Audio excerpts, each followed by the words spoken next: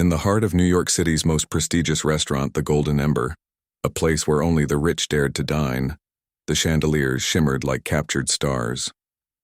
It was a night like any other, until the doors opened, and in came Mr. Arthur Blake, a man known not for his wealth but for the arrogance that followed him like a shadow. The maitre d' straightened his tie instantly. Waiters froze in mid-step and whispers rippled across the room. Arthur Blake, the ruthless tycoon who had humiliated employees, crushed competitors, and bought silence with money, had arrived, with his young son seated beside him. The boy, perhaps 17, had striking blue eyes, calm but distant, and a small hearing device hooked behind his ear. He sat quietly, his fingers occasionally tracing words in the air, signs that spoke more than his voice ever could. Arthur sat tall, full of power, dressed in a perfectly tailored suit. His son Ethan looked down at the menu, lost and disconnected from the noisy elegance around him. "Good evening, sir," came a soft voice. The waitress Lily stood by their table with her notepad and an unshakable warmth in her eyes.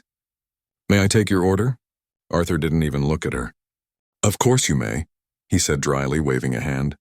"Just make sure you don't mess it up. And don't bother asking him." He gestured toward Ethan with a smirk. "He can't hear you anyway. Talk to my deaf son if you want a blank stare." A few nearby diners chuckled nervously. Lily froze for a second, stunned by his cruelty.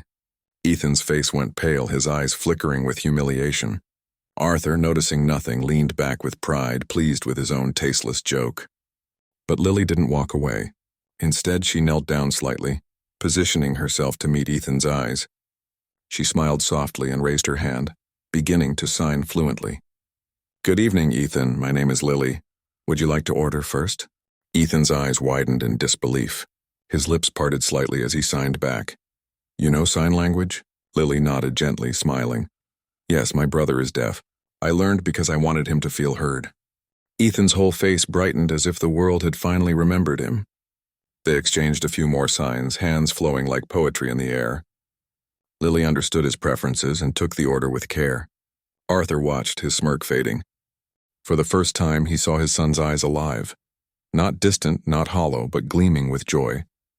When Lily left, Ethan turned to his father, signing something. Arthur frowned. "What's that supposed to mean?" he asked irritably. A nearby waiter whispered. "He said, 'She's kind.'" Arthur's jaw tightened. "Kindness doesn't make money," he muttered, sipping his wine. But as the meal went on, something began to shift. Lily returned periodically, communicating with Ethan in sign language, sharing small jokes, and showing genuine attention. Each time Ethan's laughter, and silent but bright, filled the air with something no money could buy. Happiness. The other guests began noticing too, not the millionaire's presence, but the rare connection between a waitress and a forgotten boy. When dessert came, Ethan signed something to Lily, who giggled softly before turning to Arthur. "Sir," she said, "your son says this is the best meal he's ever had.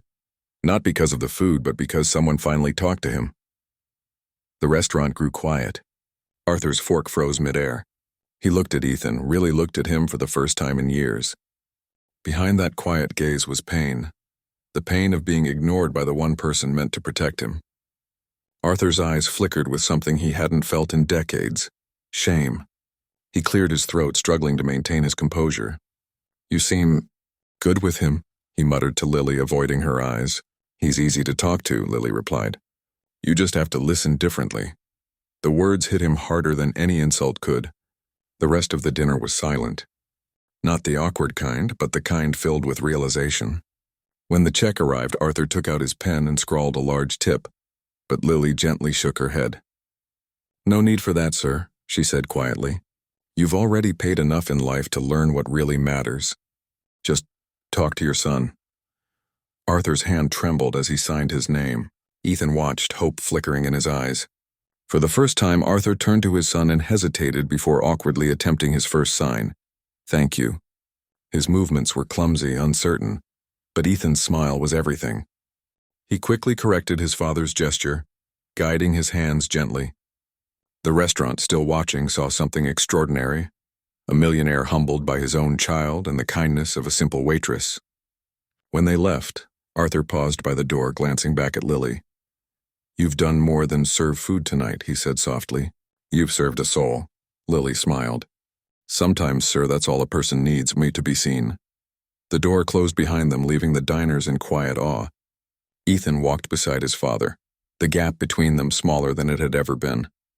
That night, Arthur didn't go back to his penthouse right away. Instead, they stopped by a quiet park. Under the glow of the city lights, Arthur asked his son, through hesitant signs and heartfelt effort, about his dreams.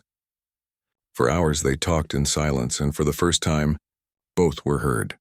If you felt touched by this story, don't forget to like, share, and subscribe to our channel for more emotional and life-changing stories. Let's spread kindness, one story at a time.